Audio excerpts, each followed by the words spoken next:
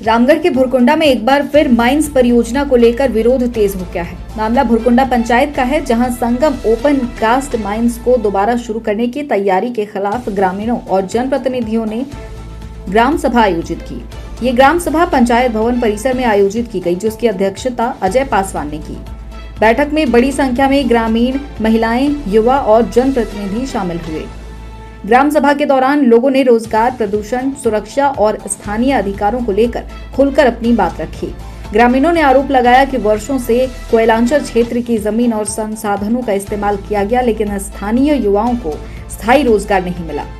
लोगों का कहना है कि कंपनियां बड़े बड़े वादे करती हैं, लेकिन जमीनी स्तर पर लोगों को बेरोजगारी, प्रदूषण, खराब सड़कें और दुर्घटनाओं का सामना करना पड़ता है।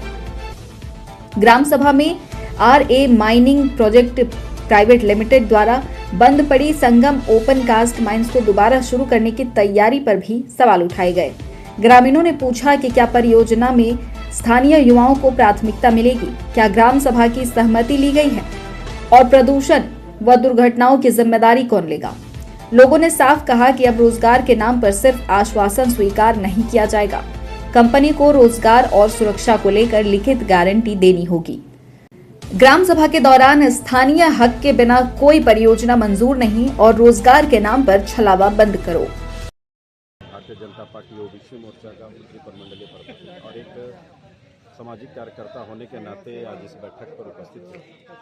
साथ ही क्षेत्र के लिए बहुत बड़ी बात है कि संगम का खदान पुनः खुल रहा है, ये तो एक खुशी की बात है, लेकिन साथ ही उसके साथ जुड़े जो प्रभावित लोग हैं उनका भी ध्यान रखना प्रबंधन को बहुत जरूरी है।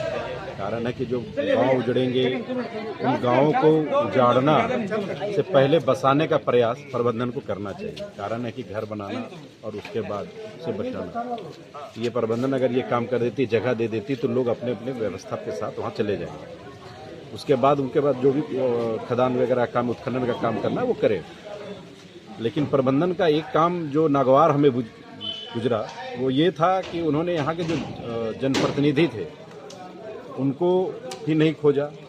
जो स्थानीय यहाँ के जो नेता हैं या फिर जो जनता से जुड़े हुए जो लोग हैं, जो विस्थापितों के नेता हैं, उन्हें भी नहीं खोजा। केवल यूनियन के लोगों को खोजकर उद्घाटन करना ये कहीं तक जायज़ नहीं है। कारण है कि आप जिस क्षेत्र में उत्खनन का काम कर रहे हैं वहाँ को लोगों को नहीं ढूंढ कर आप वैसे लोगों को ज़्यादा तरजीह दे रहे हैं जो आपके कोलवरी को चलाने के लिए आपके साथ हमेशा साठगांठ करते हैं।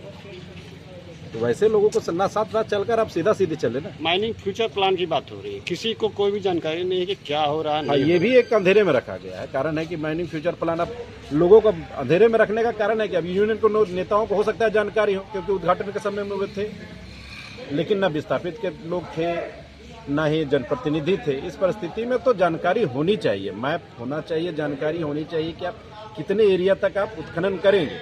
उसी हिसाब से लोग अपने हिसाब से तैयारी करेंगे, माइंडसेट कर लेंगे कि हमें क्या करना है।